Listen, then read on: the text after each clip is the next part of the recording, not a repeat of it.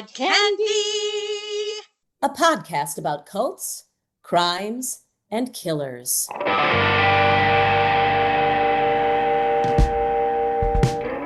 Today we're diving into one of the most unsettling and enduring mysteries of the last few decades, the disappearance of Amy Lynn Bradley. Amy was a 23-year-old from Virginia who vanished while on a Caribbean cruise with her family in 1998. One moment she was sitting on the balcony outside her cabin, and then she was gone. What makes Amy's case especially chilling is the number of alleged sightings in the years after she disappeared. People claim to have seen her in tourist areas, in bars, and even in situations suggesting human trafficking. It's a story that raises so many questions about safety, accountability, and what can happen in places that are supposed to feel carefree. And we're going to walk through what happened, what's been reported, and why this case still grips people to this day. This is the story of Amy Bradley. Outside my window, it's only raining. When the wind blows, I feel pain. I don't need no doctor, baby, I'm not sick. My body's been locked up, heartbroken ever since.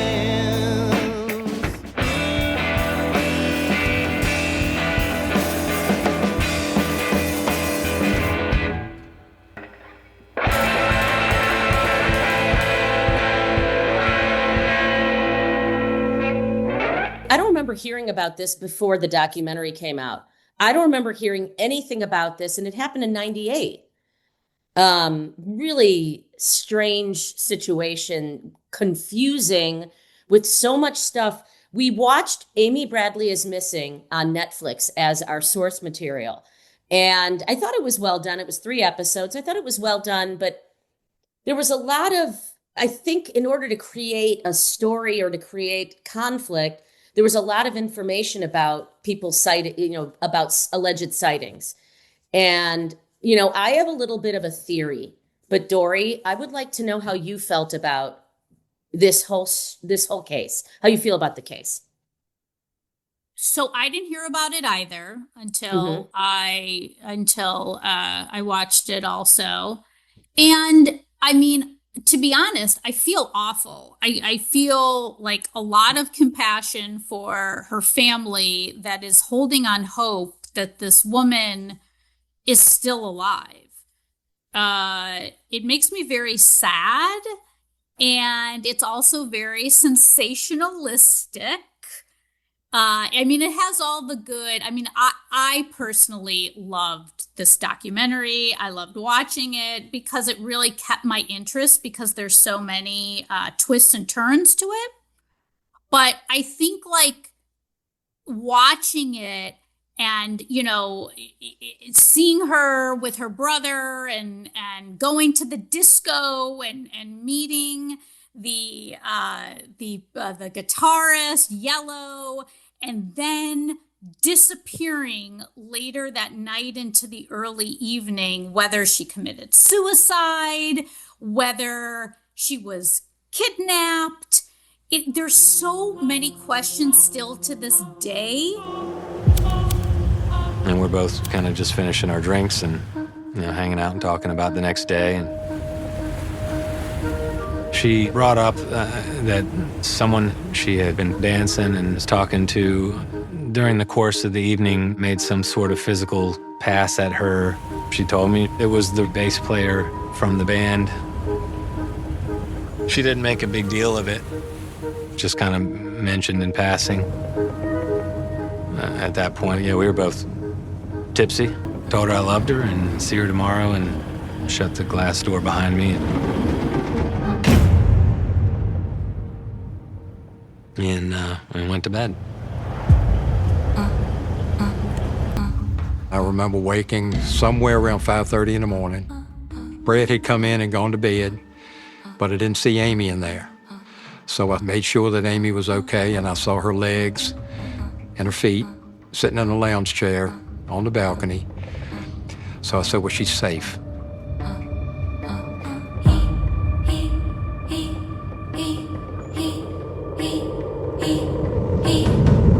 And about 10 to 6 o'clock, somewhere in there, something woke me up again. I looked out again and she wasn't there.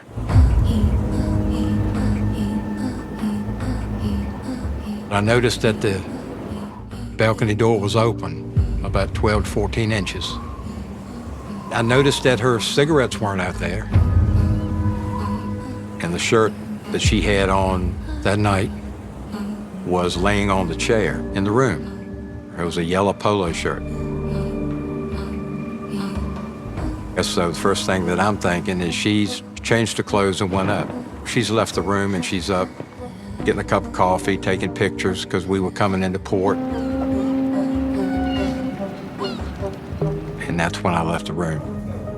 I figured that by leaving myself and letting them sleep that I would find Amy, you know, in just a few minutes. And then everything would be good. But when I didn't, that's when I came back and told Alva, you know, I can't find Amy. I do want to hear your theory because, Stacey, honestly, in my mind, I went from, oh no, she definitely jumped. No, she definitely was murdered. No, she's definitely still alive. So I want to hear what you think happened to her. So you just one thing you said, she disappeared in the evening into the early morning. Well, she disappeared in the morning. She was at the disco at night, but she was drinking, as her father said, quote unquote, only 7 beers. Like if I had 7 beers, I would be legs open to the world at that point. Yeah, me too. And probably passed out, though, to be honest. I have to be honest with you. I had my share of beers in high school. There were nights where I had a bunch of beers. And there were times after I had a bunch of beers that I would have nights that were a little bit crazy, but not that kind of a situation. Now, here's some background on Amy. Now, I know she's gay, and she seemed, to be, her family seemed okay. Everybody seemed to be accepting of her. I don't know if she accepted herself or if something was wrong in terms of her feeling bad, having maybe having depression. I'm not really sure, but she was excited about the cruise. She had this wonderful woman in her life who I feel so bad for, who she wrote the message in the bottle to, which is very ironic. And when I heard about the message in the bottle, I had to start thinking that maybe this was a suicide. I don't think she fell, but I guess it's possible. Now, they were so close to shore, I hear, that why wasn't her body found? And was the cruise ship, did they not really act appropriately or enough in their case? I mean, I understand the panic. Actually felt the mother's panic when she was talking about when they were disembarking from the cruise, and that could be when she was losing her. I mean, because everybody was contained in the ship. You know what I mean? Can we both agree that the cruise director was a total asshole in the interview? Oh my God. I mean, first of all, you know what? It's just like, what's his name in Ohio State? It's like, just be honest, just admit things. Like, let's just be say, honest, and just also like be kind of more human as you are interviewed later in life. I think he was so nonchalant about it, that bothered me. 2,000 people were getting ready to get off the ship in Curacao. I had bouffant hair at the time, so I was probably spritzing in my hair, getting ready to make my appearance on the gangway. And I heard an announcement that, would Amy Bradley please contact the purser's desk? You could see people gathering their things up. We're just saying you can't let people off of this boat until we find her. The hotel director kind of debriefed me, oh, this girl's missing. But at the time, I still had to make the clearance announcement. I was begging them, can you back the ship off of the dock? Don't put the gangways down. Stop everything.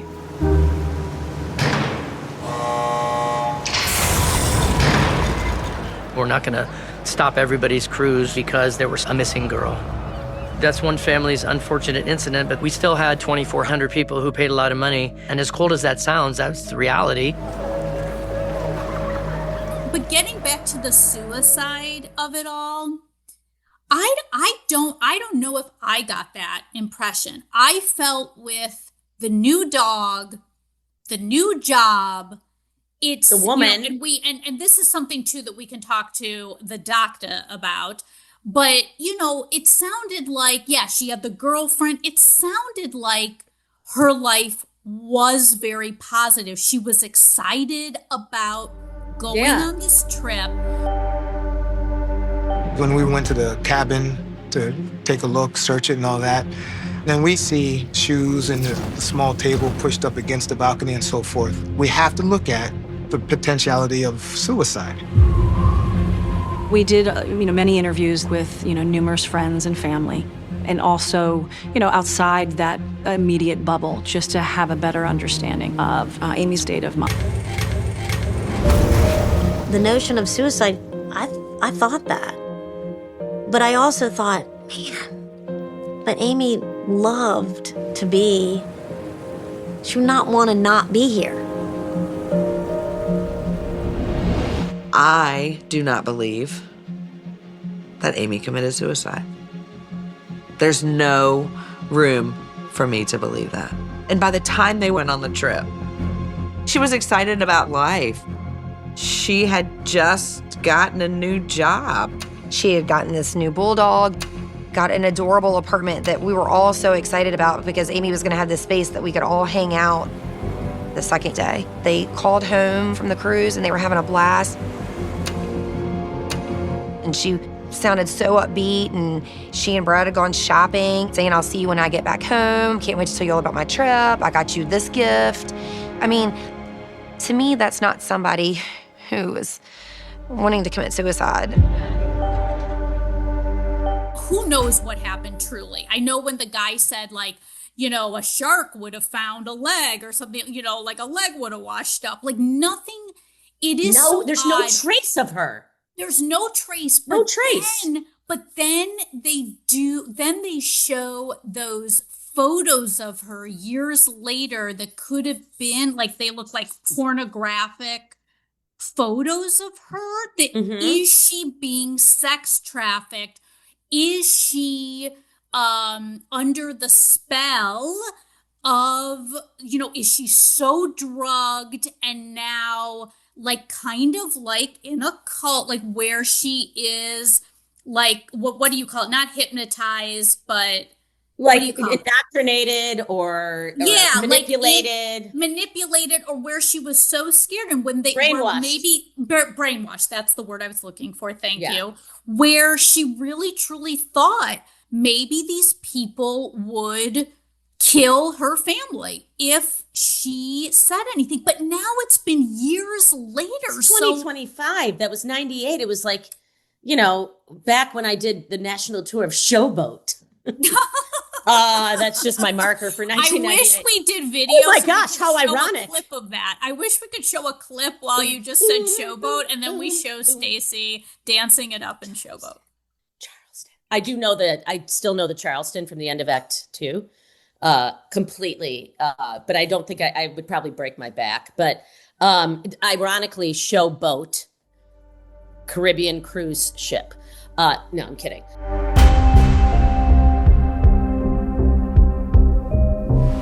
I look at all of these sightings, and people say, well, why hasn't she called you? That's probably the biggest question that we get. If she's out there, why doesn't she call you? Well, there's a lot of reasons. Maybe she's a victim of Stockholm Syndrome, where the captive person starts to identify with their captors.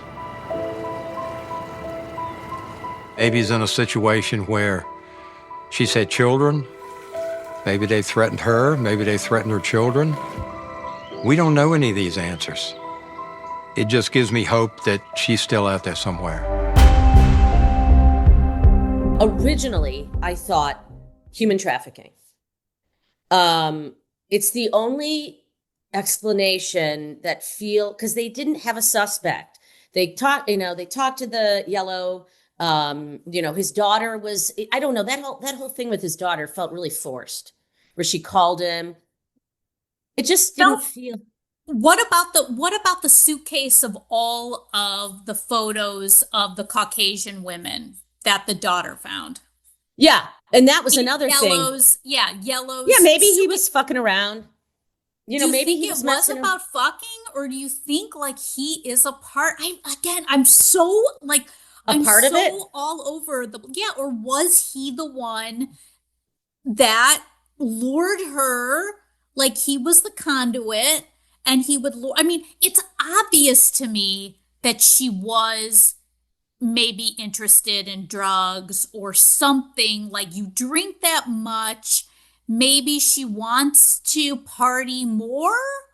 Does that sound realistic, or does that not sound realistic? It sounds realistic. Something was put in her drink potentially, which would make sense if there was a 30-minute period. Something had to happen very quickly and no one saw it. So the only thing I can think of is her being hidden or her being pushed, and then like that's it. Or I guess now that I'm hearing you, I at first thought it had to be, there's no suspect, there's no real like solid evidence or person that feels. Even when I heard Yellow talking to his daughter, I believed him. He just sounded honest to me. And then my mom saw that he came home with a bag. My mom looked in the bag, and it was pictures of women, just all Caucasian women. And I think that's what raised a red flag for me. I want this to end. I want, answers. Hi, Daddy.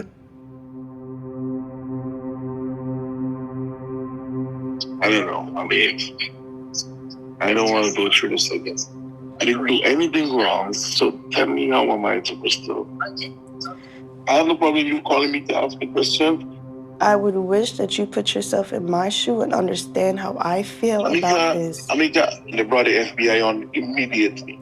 And then he said to me that they're trying to find this girl that I was seen dancing with her. Everybody that had anything to do with cleaning her room, serving her drink, everything were grounded. When they realized nothing was involved, we continued to walk. And I continued to walk on the cruise ship until 2 years later. Why am I hearing that you were seen on the beach with her like months later? Beach? Which beach you saw me on? Because I don't like beaches. We danced at the club. Like I danced with many people at the club. So I did nothing. You don't know if she ever got off the boat? How would I know that? I left her in the club at 1 o'clock. And I went to my room. How would I know she got off the boat? I'm a little boy from Grenada who've never had any experience like this before. I'm sitting there. My name is called. I'm being questioned about something I don't know. Mommy found a bag of pictures of Caucasian women that you came home with, It raised a lot of questions. And which one of the picture was her? I don't know. I had many pictures. Yeah, why? It's hard to hold this conversation with you because you get upset. We take pictures of everybody. As a band, when people come and want to take pictures with you. I agree with you. She did not seem depressed. She seemed like things were going her way. I didn't sense from her that she was upset about her sexual identity or any of that stuff. It didn't feel that way. But I thought maybe she jumped. And why? So that's one thing, but the human trafficking to me, or sex trafficking, is the only other thing that I can imagine. So what do you think about then the people that did say that they have seen her over the years and they're adamant, like, you know, I don't know, the woman who saw her in the bathroom, like all of them kept saying, she said her name was Amy and that she had a Southern accent. That is crazy to me, and that is something that the FBI has looked into. Again, nothing has been conclusive. They haven't found her. There hasn't been, like, even that this, the documentary ran, I don't think anything has happened since the documentary that they have found her, the body, nothing, that she's still alive or the body. It is something to say, too, that the FBI kept saying, we can't do anything when it's international waters or where it is other countries. They have no jurisdiction over that. Right. The more you talk, the more it's just, to me, if she was trafficked at some point, would she not want to reach out? It's all over the news. There's people looking. I can't imagine in a world where she wouldn't have a girlfriend reach out, touch base with that girlfriend, miss somebody, that poor mother and father and that brother. I feel so bad for him. He can't even have kids. He's too traumatized by that situation. He doesn't even want to have a child of his own, Yeah. We've lost a lot of years, of our life. Searching, but we won't stop. I don't have children, and I'll be 48 in December. Subconsciously, I think I'd have to admit, watching my parents lose a child was so traumatic for me that I'm not willing to put myself in a position to go through that. They talked a lot about her sexuality. And I think this is something for the doctor as well, but it almost was like a two-parter with her. Like, she definitely was gay, but her life moving forward seems to be if she's alive, could possibly be in sex trafficking, and that would be with men. But they also mentioned something about when the woman saw her in the bathroom, the kids. Does she have children? Does she not? And like you said, she hasn't reached out at all if she is alive. That almost makes me think she's not alive. But if she is alive, I don't know a lot about brainwashing. And is she, after all of these years, because maybe she is so secluded in a world where they don't have a lot of technology at her fingertips, if she's on a remote island still to this day, and they never allowed her to be in front of a computer or by a telephone or anything, it could possibly be she is alive and has just been kept. Now she's an older woman. She's probably like closer to our age, right?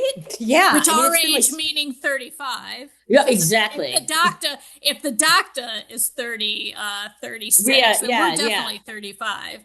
But you know what I'm saying? I don't know. I'm just so confused. Yeah. I'm still so confused. I mean, again, like I keep going around.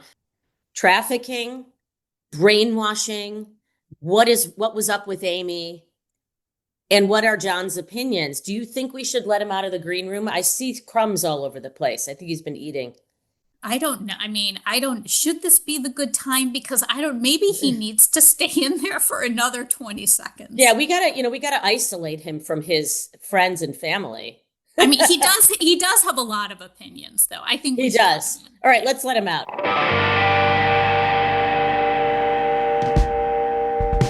What's going on, John?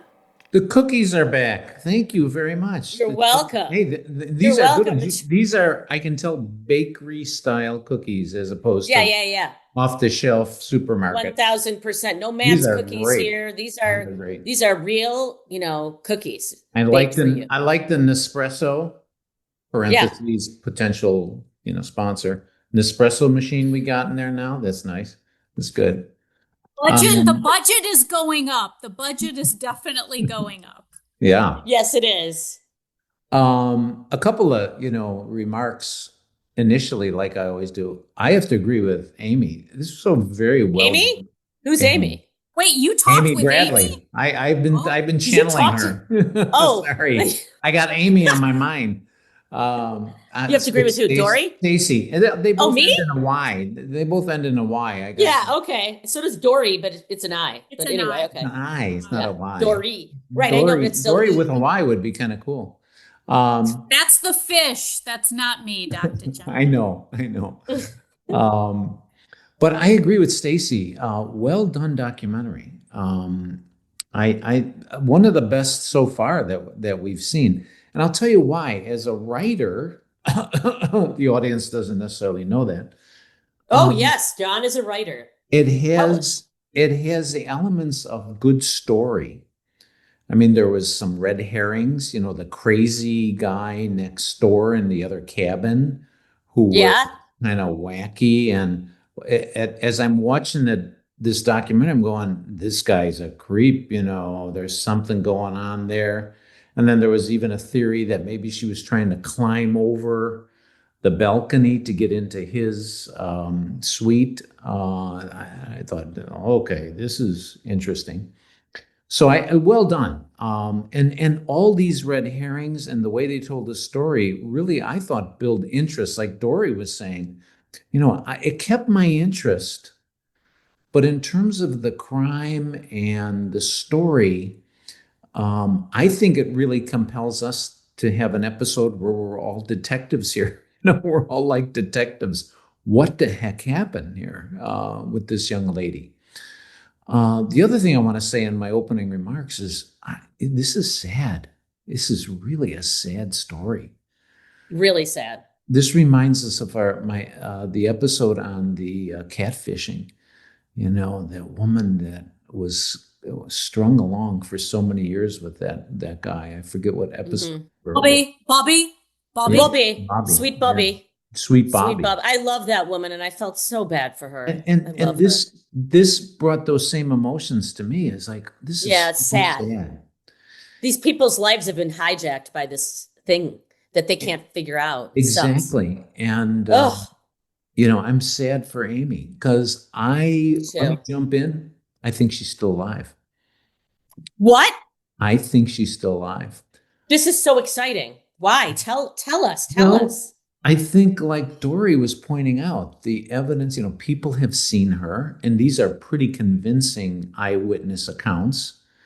The fellow walking along the beach who, was face to face with her in, I think it was Barbados or something like that, and describes the guy she was with that could have been this yellow, which for our audience, this is the musician she kind of bonded with, I'm saying that politely, bonded with during the cruise. And so I also agree with Dori that guy's got some connection with possibly trafficking. I look down the beach and I see three people walking towards us. There's one guy, there's a girl in the middle, and then there's another person who looked like he was from the island. As they came closer to me, she comes right up to me. She was in good shape. She was tan.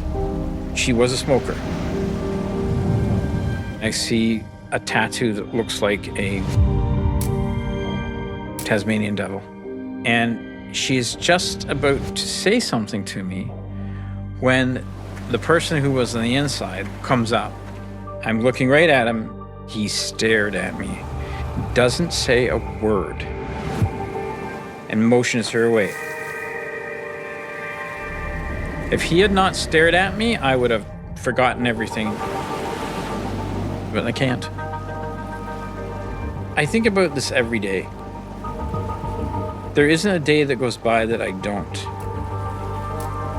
And I think if I had 10 seconds more, what would I have done?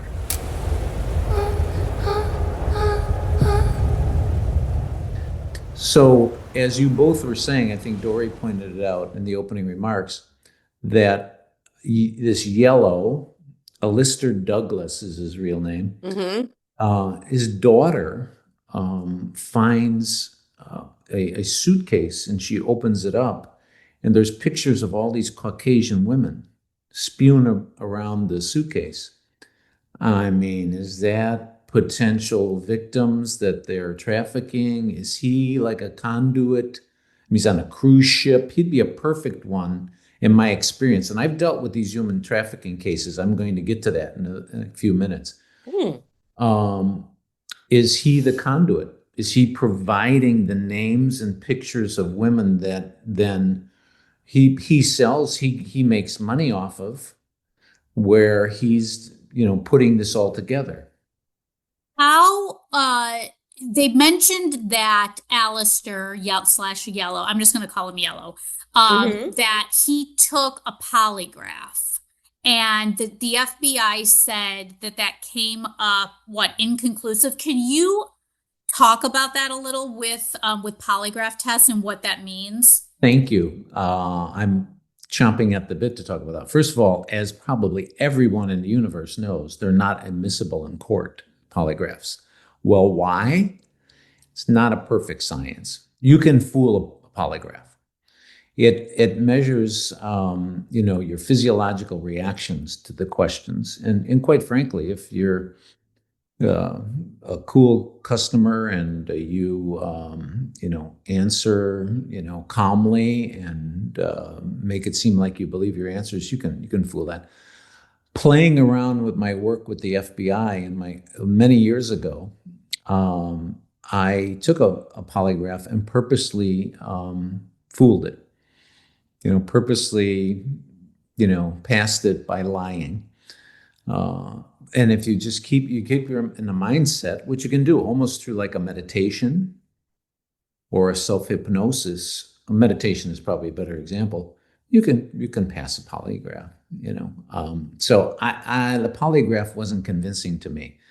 The way he talks, like Stacey said, when he talks, there's this interview with the daughter on the documentary, which I also agree was kind of a little weird.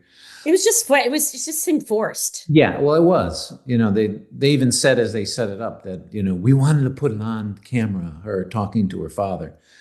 But yeah, he was convincing sounding, but there's something there, like Dori is suggesting. That was my initial thought. Yeah, I've gone all over the place with this case. I can't get any. Well, that's true. And again, that's why it was good storytelling, because you're really confused.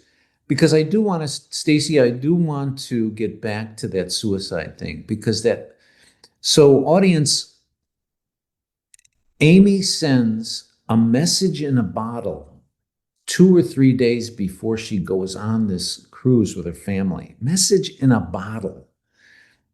And it's a note to her girlfriend about her feelings towards her. But it did say how she was confused and unhappy with her life. It was the only hint that there was some trouble in town with Amy, that I'm kind of, don't know who I am. I don't know if I'm happy with who I am. And then this I think is awesomely cool to tie in here. She signs it stranded. I wasn't returning her phone calls, so she resorted to writing letters and a message in a bottle.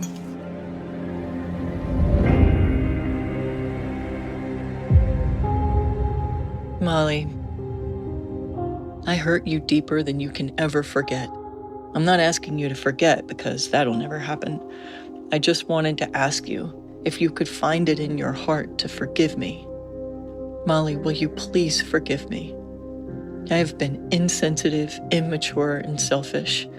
I didn't like the person I was, and I'm not proud of how I acted. I feel like there is an ocean between us. Like I'm on a desert island, waiting for you to rescue me. A message in a bottle, my only hope. I miss you, Molly. Save me, please. Stranded, Amy.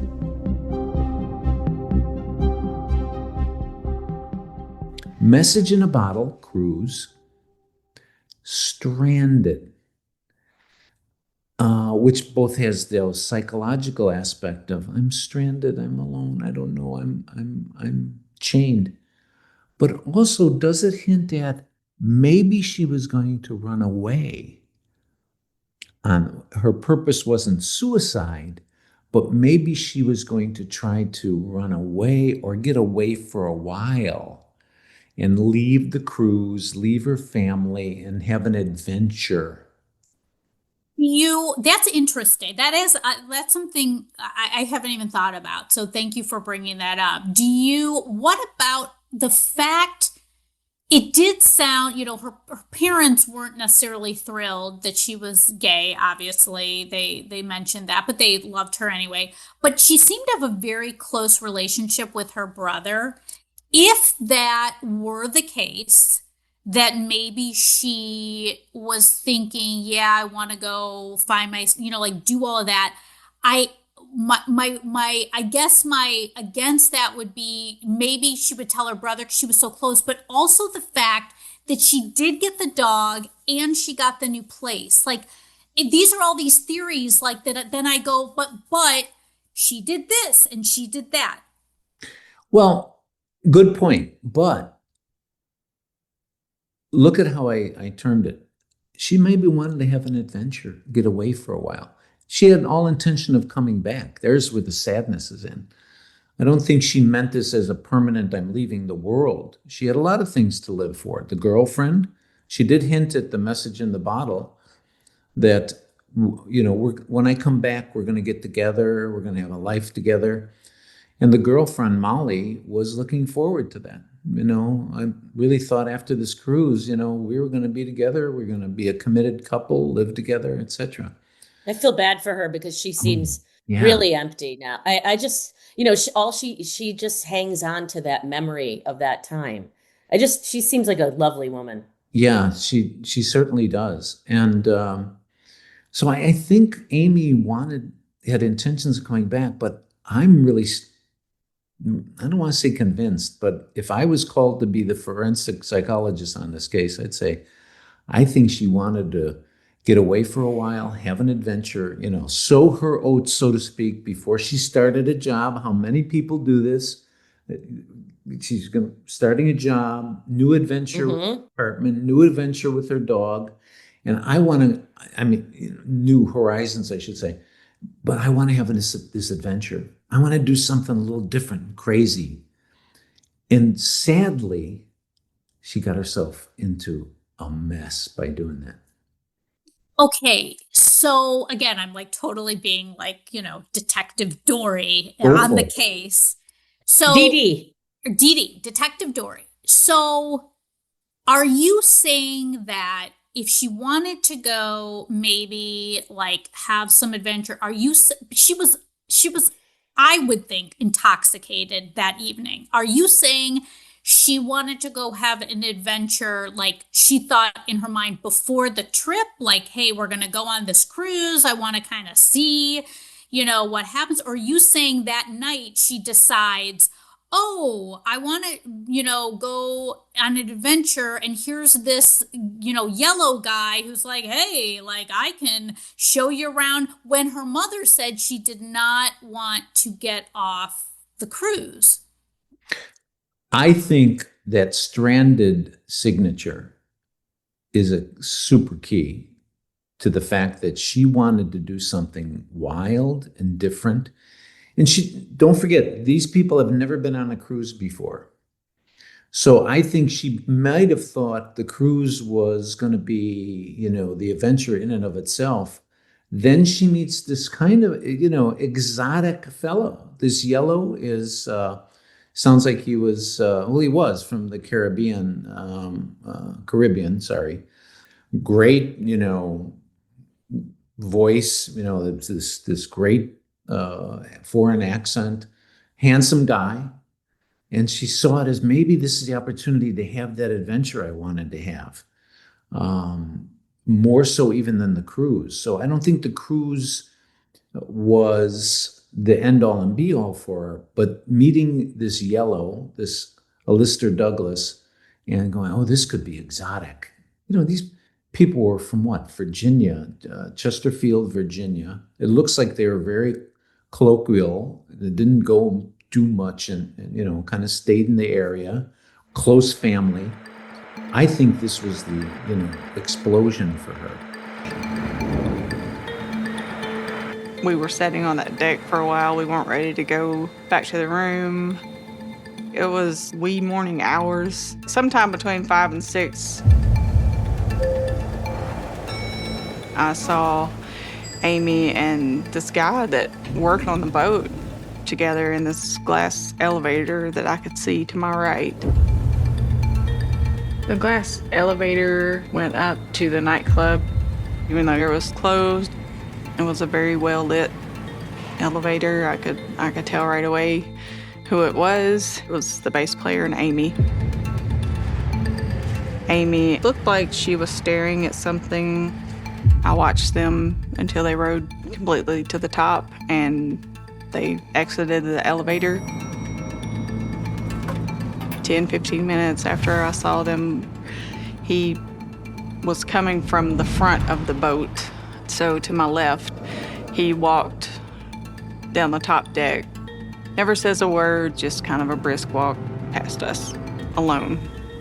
I thought it was very strange because in the nightclub, he had tried to, you know, get us to talk to him. We're alone on this top deck. You know, he just walks right by us.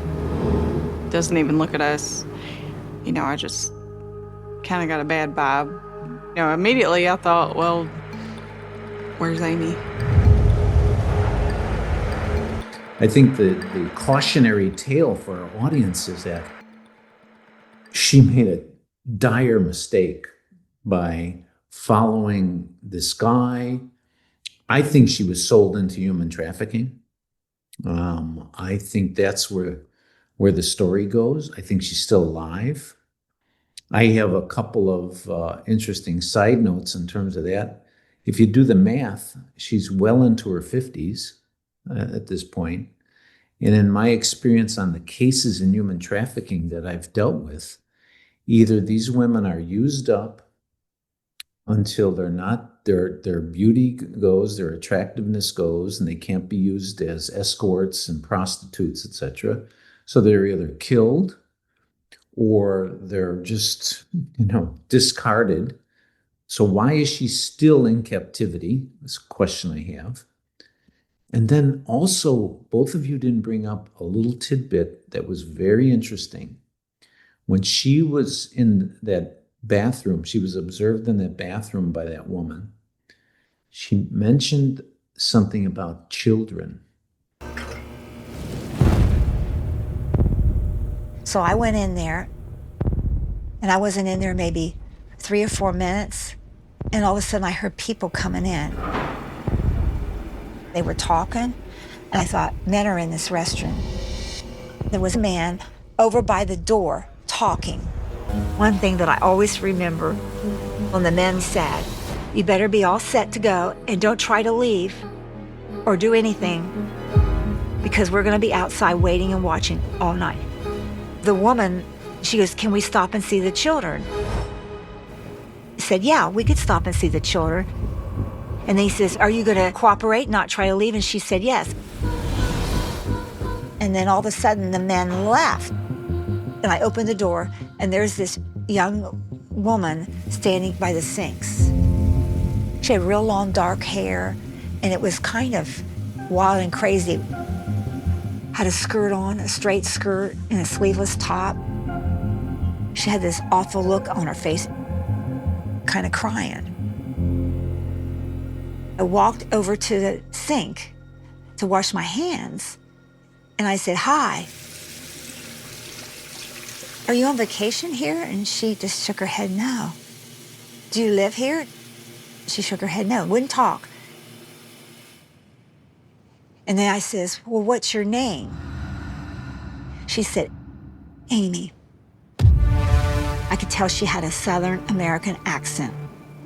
So I said to her, well, where are you from? She was talking so low, I thought she said West Virginia.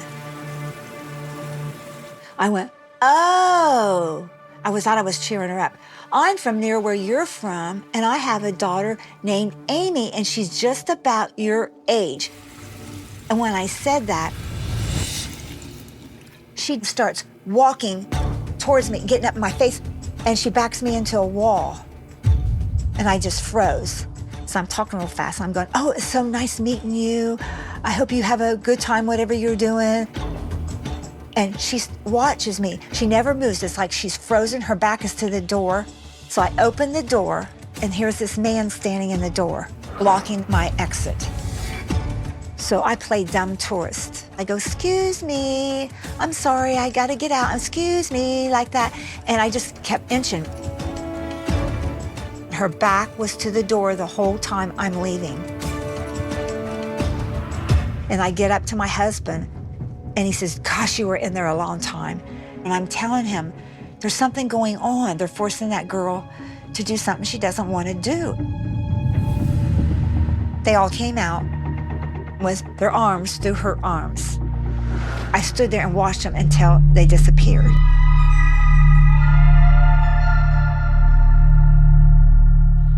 Her captors mentioned something about you'll get to see the kids. And she became happy. But I think that, okay, there's no question in my mind. Here's what goes along with my theory of human trafficking.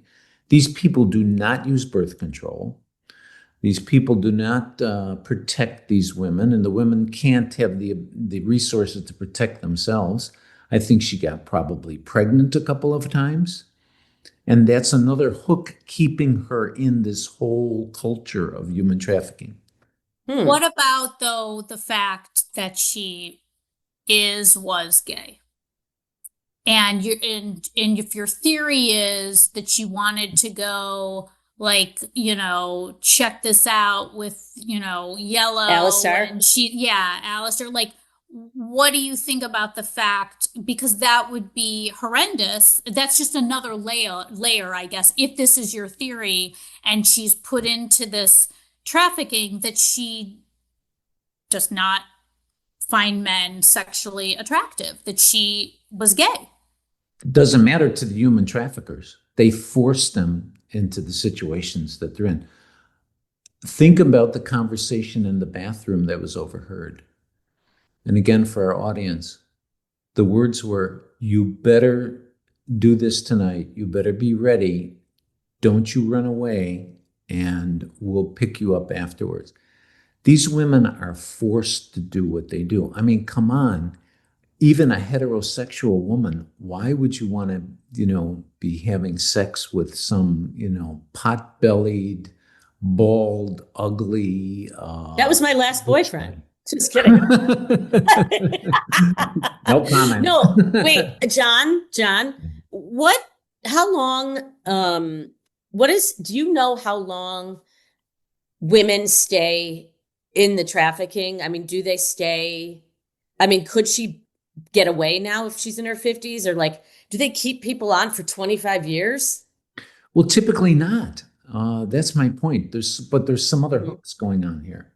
Did she have a couple of children with maybe one of the main characters that are involved? And so they're domesticating together, and having a little life together. And so she's hooked in that way, meaning that he, the father of these children, is demanding that she stay, even though in terms of a sexual slave, she's no good anymore. They discard these women.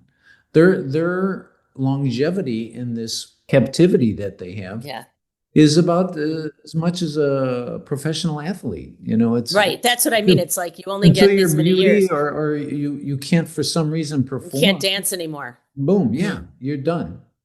They discard them, and they often kill them, by the way.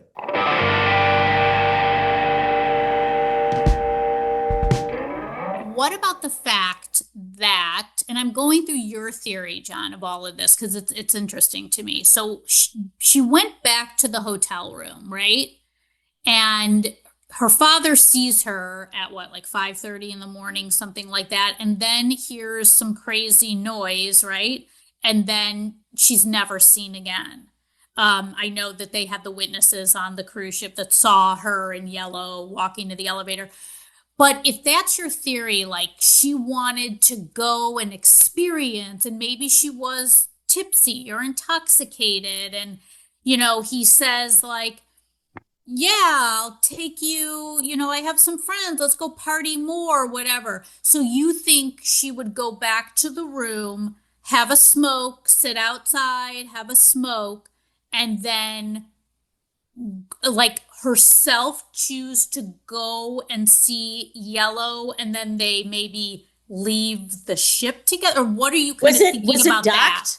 Was it docked? Yeah, it was docked. It was docked, right? Interesting. Okay. No, it was not docked. Or was it in the water? Anchored. Oh, it was anchored. It was anchored. They had It was to anchored. take tenders to get to shore, which is I want to say and add to what you're saying, Dori, is a very important point. That's one of the questions I had, because the tenders weren't running yet. This is in the middle of the night. The tenders weren't going to run until the morning. My question is, how did they get her off the boat? That's what I don't understand. Now, they could have had a little, speedboat come up to the side and take her off or something like that. And here's where the Royal Caribbean Cruise Line could be a little at risk here. I've been on a couple of cruises. I know both of you, I think, have been on cruises. Mm-hmm. I heard that they have, they're watching the sides of the ship for stupid stuff like this happening. Boats coming close to the ship, somebody falling, etc. Right. So there's where maybe there would be, I don't want to create a lawsuit here for anybody, but why weren't they watching the sides and what's going on of the whole ship? Again, my recollection is that they are doing that, but maybe that's a 2025 thing, and they didn't do it in 1999 or 1998. 98. Yeah.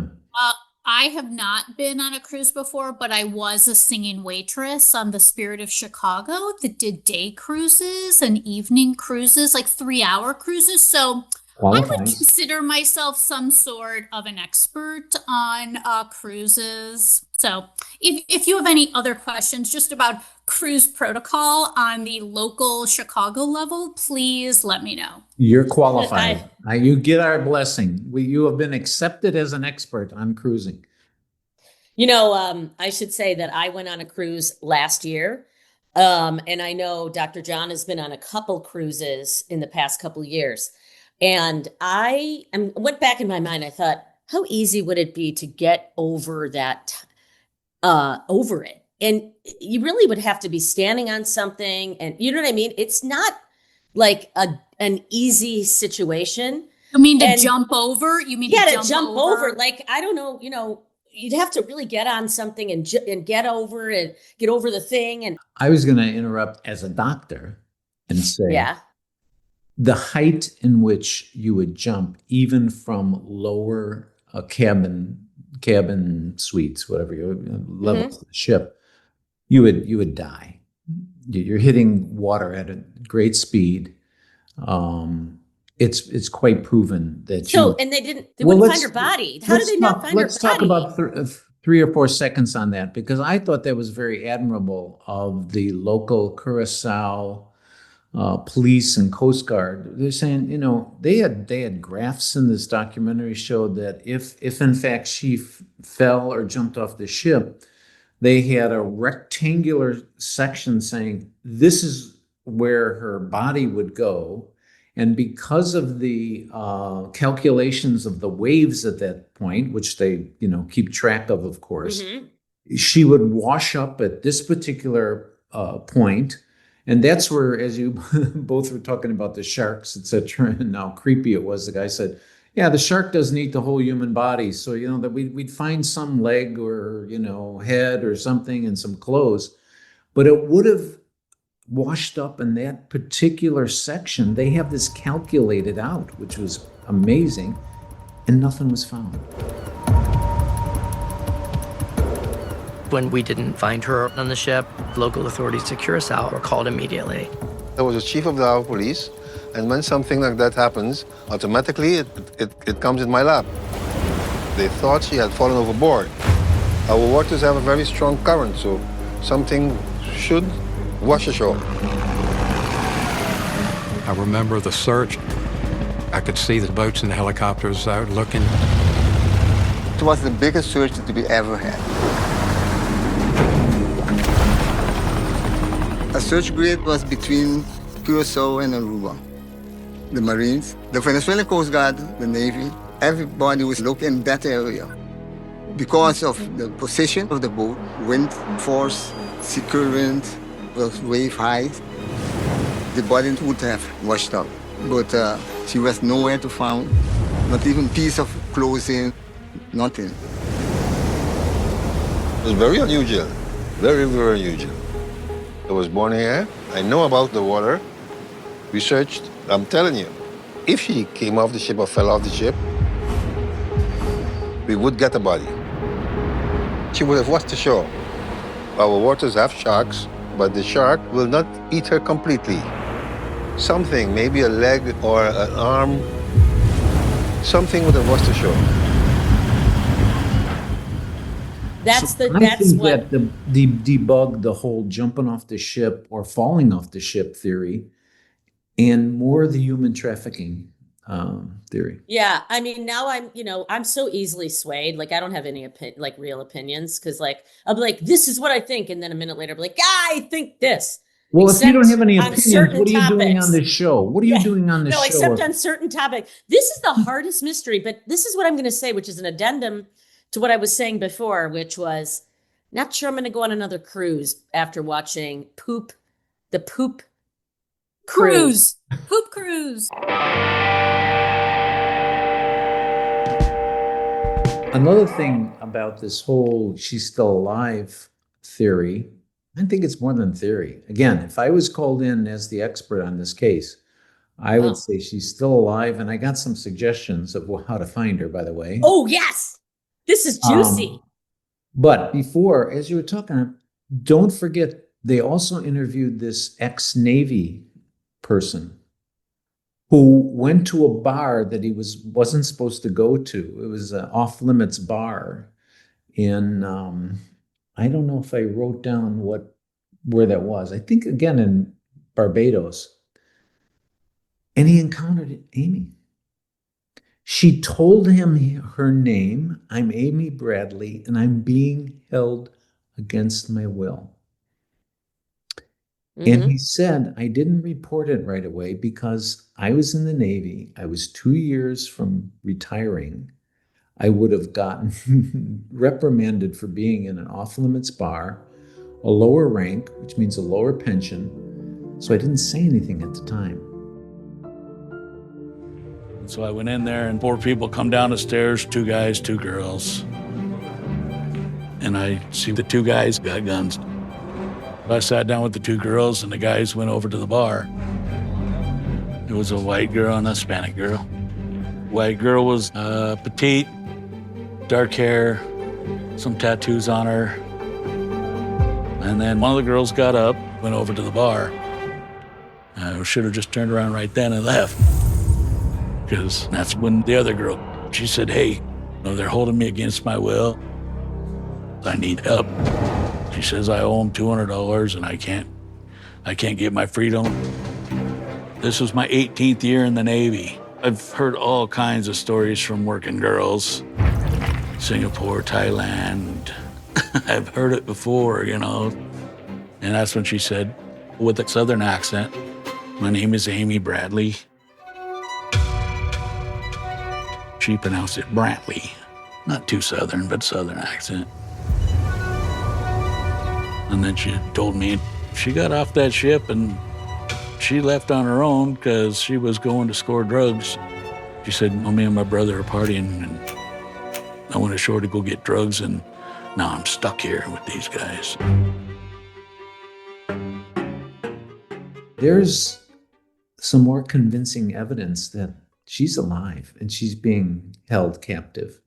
Now, I think her days, she's come and gone to be used as a sex worker, but there's something that she's being forced to stay there. I think it's because she's had kids with one of the kingpins of this whole group.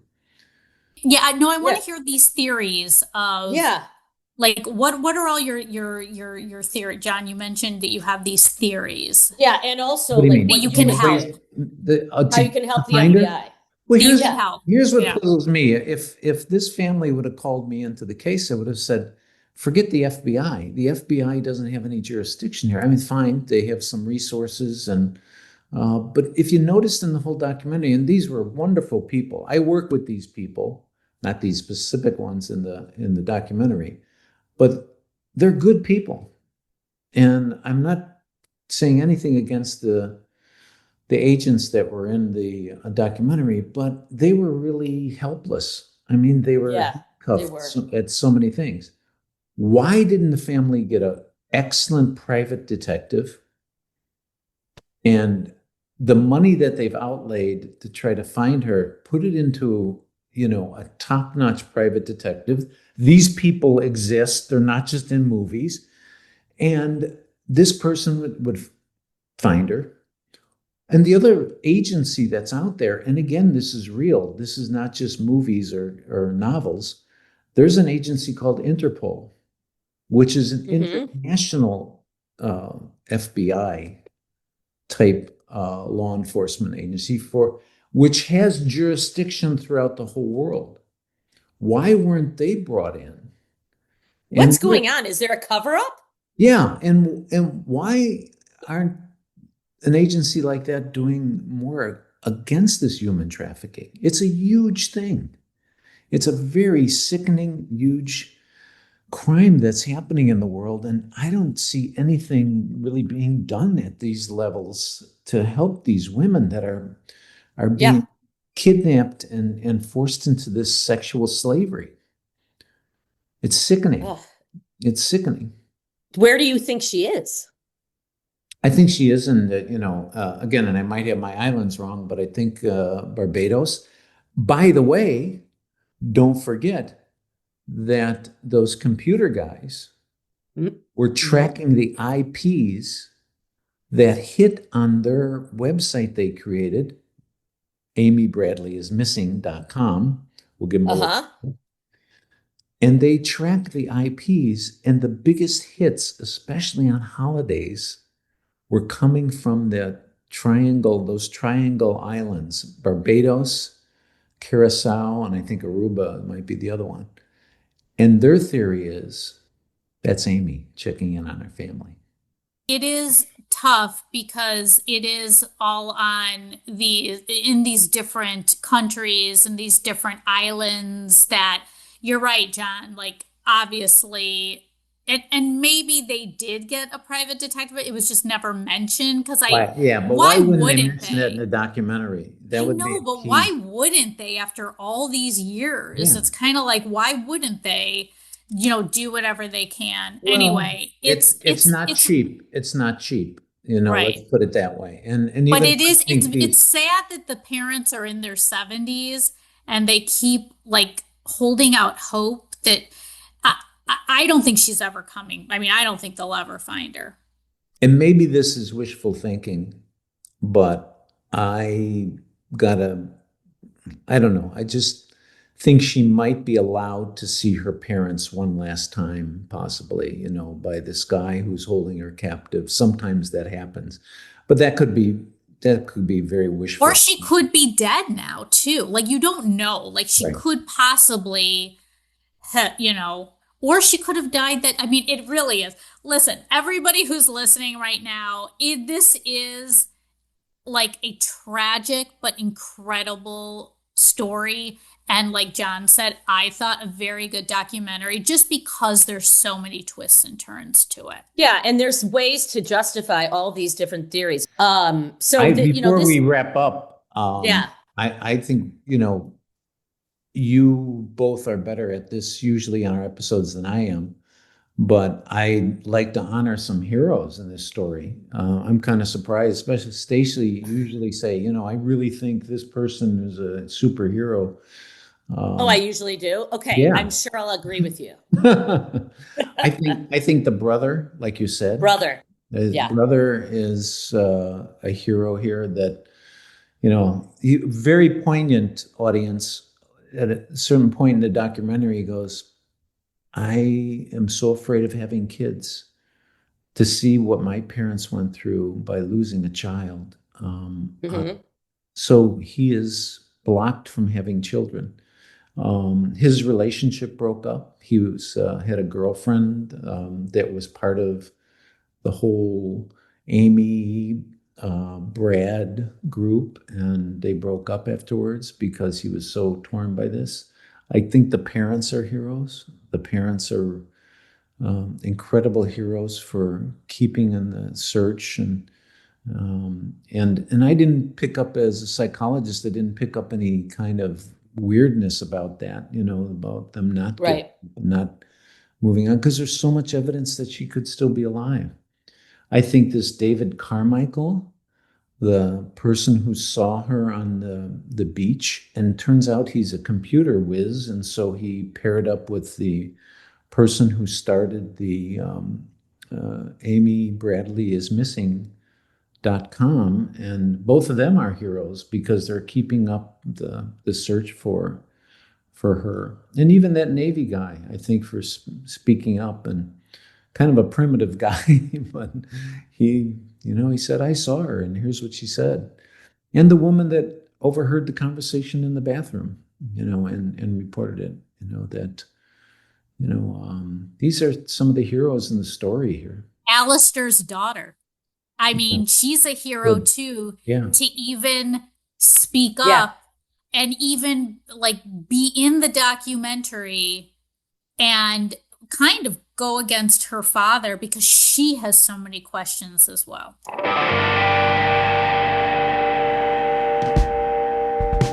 So I just want to say, I just was skimming, the Wikipedia just to make sure that I had some facts here, but this stuck out. Initially, the authorities suspected that Bradley had either fallen overboard or died by suicide. However, investigators said that there is no evidence that Amy, a trained lifeguard, fell overboard, was pushed, or committed suicide. There's no evidence. And the other thing that was weird is Alistair, Yellow, went up to Brad Bradley, her brother, and said something to the effect of, I'm sorry, hey man, I'm sorry to hear about your sister. But no announcement had been made by that time, and Brad said the timing of the conversation was suspicious. So I just thought that was a little weird. He was spending time with her. So I'm kind of back on the Alistair thing, but only just because of a feeling, not because of any fact, I mean, I like could your be theory. swayed. I could be swayed anyway. I mean, that's how I in feel. a minute, I'll be swayed in another way. Yeah, exactly.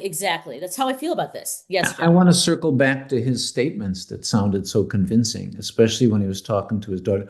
I had nothing to do.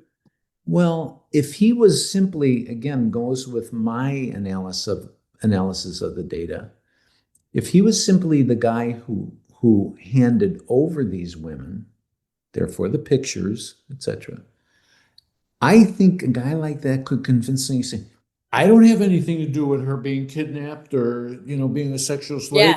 No, nobody asked him, did you give the information or a picture to, the bad guys to do this? Nobody asked him that. So he doesn't have to answer that. So in his own crazy conscience, I had nothing to do with it. I had nothing to do with it.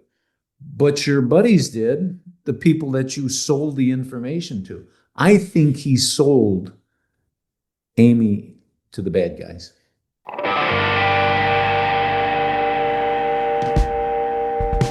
More than 25 years later, Amy Bradley's disappearance is still an open case. Her family continues to seek answers, and the FBI still lists her as missing. If you have any information, you can contact the FBI or the National Center for Missing and Exploited Children. Thank you for listening as we explored the disappearance of Amy Bradley. Amy Bradley is Missing on Netflix. Stay tuned next week where we explore and dive into Unknown Number High School Catfish on Netflix, where you're going to hear about an amazingly crazy case and hear all of our opinions on that. Can't wait. Our theme music is written and performed by Midnight Current, and you can hear more from them on SoundCloud. Please visit podcandypodcast.com to learn more about us and listen to all of our episodes, or on Apple Podcasts, Spotify, or wherever you get your podcasts. Thanks so much. Pod Candy!